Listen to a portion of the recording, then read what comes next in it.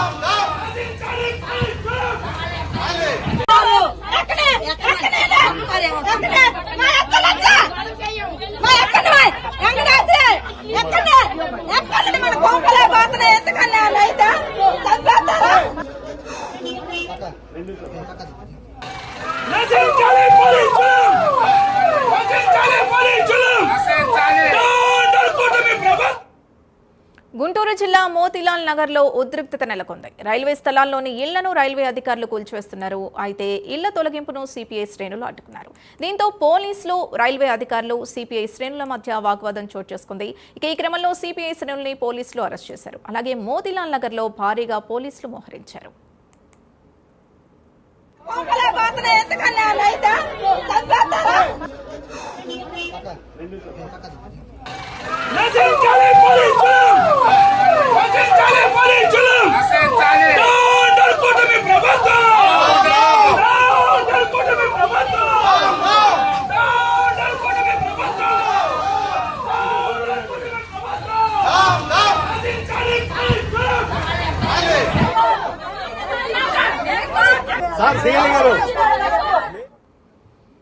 ఇదే అంశానికి సంబంధించి పూర్తి డీటెయిల్స్ మా కరెస్పాండెంట్ రవికృష్ణ అందిస్తారు. రవికృష్ణ,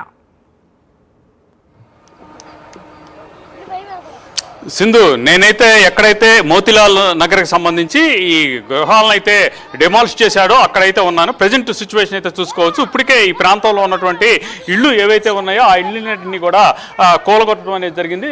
కనపడుతుంది, ఇక్కడ చూడొచ్చు.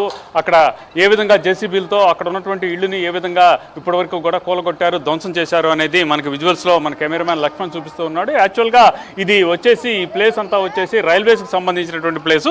కాకపోతే గత ఒక 50 సంవత్సరాల నుంచి కూడా ఇక్కడైతే మాత్రం ఈ ప్రాంతానికి సంబంధించినటువంటి వ్యక్తులైతే ఇక్కడ నివసిస్తూ ఉన్నటువంటి పరిస్థితి కనబడుతుంది. ప్రధానంగా చూడొచ్చు, మనతో మాట్లాడటానికి ఒక బాధ్యుడు ఉన్నాడు. అసలు ఏంటి మీ ప్రాబ్లం ఏంటి, ఏం జరుగుతుంది? మాకేమీ లేదండి, స్థలాలు ఏమీ లేదు.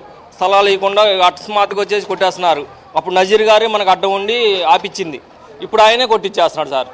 అది ఇంతవరకు మాకు ఎక్కడ చూపించారు? జగనన్న పట్టా ఇచ్చారు, ఆ స్థలం చూపించండి, అక్కడికన్నా వెళ్ళి వేసుకుంటామని చెబుతున్నాం. అక్కడ కూడా చూపించలేదు. బాగు చేయించిస్తాము అదన్నారు ఇదన్నారు, ఏం లేదండి. అలా జరుగుతుంది సార్. మాది రోడ్డు పాలైపోయాం సార్. మేమందరం చిన్న చిన్న పిల్లలండి. ఎటు పోవాలి తెలియట్లేదు సార్, ఏ అడగాలో తెలియట్లేదు. మీరేం చేస్తా ఉంటారు? మేము సమస్య కూలి పని చేసుకునే వాళ్ళేనండి. అందరూ బొచ్చులు మోసుకునే వాళ్ళే. మున్సిపాలిటీ పనికి వెళ్తుంటాం. ఈ సిమెంట్ రోడ్లకి, కాలువలు వీటికి వెళ్తాం. అప్పటికి మేము పని చేస్తామయ్యా అని కూడా చెప్పాం. కాలం కూడా తిప్పి కట్టుకోండి, పని చేస్తాము అని కూడా అన్నామండి. ఇంటికి ఒకరు వచ్చి చేస్తామని చెప్పన్నాం. అన్నా గారు రెస్పాన్స్ లేదు సార్. మాకేమీ ఇలా ఏం చూపించలేదు. మీరు చెప్పండి, మీరు ఇక్కడ ఎన్నాళ్ళ నుంచి ఉంటున్నారు? మీ పరిస్థితి 30 సంవత్సరాల నుంచి నేను ఉంటున్నాను సార్. నేను ఆటో తోలుతాను. 60 సంవత్సరాలు ఉంటున్నాను ఇక్కడ. గత 60 సంవత్సరాలు 70 సంవత్సరాల నుంచి ఉంటున్నారు. 30 సంవత్సరాల నుంచి ఇక్కడ ఉంటా ఎంతో బాధపడతా ఉన్నాం. ఎమ్మెల్యేలు కానీ, ప్రతిపక్షం కానీ, రాజకీయ నాయకులు కానీ ఎవరు దీన్ని స్పందన లేదు. అంటే లేబర్ లాగా పట్టించుకుంటున్నారు. వాళ్ళకి ఇచ్చేది ఏంది, వాళ్ళకి చేసేది ఏంది. కలెక్టర్ ఆఫీస్ తిరిగాము, ఆఫీసుల చుట్టూ తిరిగాము. గత రాత్రి కలెక్టర్ ఏంటి కూడా ఆఫీస్ దగ్గరికి వెళ్తే ఎవరు పట్టించుకోలేదు. చేస్తాం అంటున్నారు, ఎక్కడా చూపించలేదు. ఇప్పుడు ఉన్నది మొత్తం పడేశారు. అది డొంక రోడ్లో కార్లు మునిగిపోతాయని ఇల్లు లేపుతారు సరిపోద్దండి. డొంక రోడ్లో నీళ్ళు వచ్చినాయని మమ్మల్ని లేపుతున్నారు. రేపు ఆ కాలువలు కడతారు, మళ్ళీ నీళ్ళు ఆగవు. డొంక రోడ్లో నీళ్ళు ఆగితే లేవా? వాళ్ళంటే వాళ్ళ డబ్బులు వాళ్ళ మనుషులు, నేను మనుషులు కాదు. డొంక రోడ్లో వాళ్ళు అంటే జనాలు కార్లు తిరిగే మనుషులు, నేను మనుషులు కాదు. అంతే ఉందండి రాజ్యం ఇక్కడ. అమ్మా మీరు ఎన్నాళ్ళ నుంచి ఉంటున్నారు, ఏంటి మీ ప్రాబ్లం? మేము ఇక్కడ 60 సంవత్సరాల నుంచి ఉంటున్నాం. మా తాతలు ముత్తాతలు అందరూ ఇక్కడే ఉంటున్నాం. మా ఓట్లు కాడి నుంచి ఆధార్ కార్డు నుంచి అన్ని ఇక్కడే ఉంటున్నాం. ఇప్పుడే ఒక 2 సంవత్సరాల క్రితం మాకు ఇంటి పనులు వేశారు, పంపులు వేశారు. ఒక ఇంటికి మార్కింగ్ వేశారు, ఒక ఇంటికి మార్కింగ్ వేసి కూడా కొట్టుకొని ఉంటున్నారు. మాకు అది న్యాయమేనా? న్యాయం అంటే అందరికి ఒకటే న్యాయం జరగాల. యాడికి రైల్వేలో ఏమన్నారు, కొంచెం కూడా మా స్థలం కొంచెం కూడా మేము వదిలిపెట్టమన్నారు. మా ఇల్లులు పడేశారు, కొన్ని ఇల్లులు అంతే ఉంచారు. ఆడ డాబా అంతే ఉంచారు, అవతల డాబా అంతే ఉంచారు. మరి అదే న్యాయం? మా గుడిసిలా తీసేసేది, మా ఇల్లులా తీసేసేది, మా పట్టల మీద కొట్టేది. మీరు నాయకులు వెళ్ళి కలిసారా? నాయకుడిని వెళ్ళి కలిసాం మేము. నాయకుడిని వెళ్ళి కలిస్తే రైలు కట్ట మీద పడి సావమన్నాడు అందరిని. మీరు సావండి రైలు కట్ట మీద పడి అని అన్నాడు. మాకు న్యాయం జరపతే మేము అక్కడ సావాల్సి వచ్చింది. సార్ మాకు ఎట్టా మీరు న్యాయం చేయండి, ఏడోసాట మాకు స్థలాలు ఇప్పండి అని అడిగితే సావమన్నాడు మమ్మల్ని. మేము ఓట్లేసి గెలిపించుకొని నాయకుడిగా నిలబెట్టుకుంది దేనికి? మా సాగు కోరటానికా? మా సాగు కొట్టడానికేనా? పిల్లల జల్లలు అందరం మేము రోడ్డు మీద ఉంటాం. మాకు 4 నెలలు బత్తి వేశానన్నాడు, మాకు అన్ని తిండికి పెట్టానన్నాడు. మాకు అక్కడ తాగుబోతోళ్ళు గంజాయిలు ఉండారని మేమంటే మాకు సెక్యూరిటీని కూడా పెట్టానన్నాడు.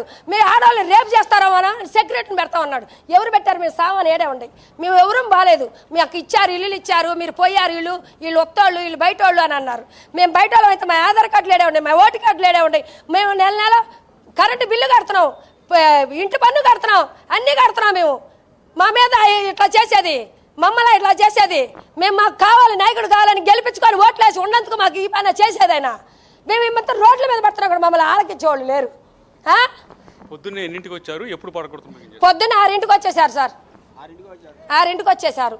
మేము ఈ సామాన్ సపోర్ట్గా ఎవరన్నా వచ్చారు? మాకు ఎవరూ లేరు సార్ సపోర్ట్గా.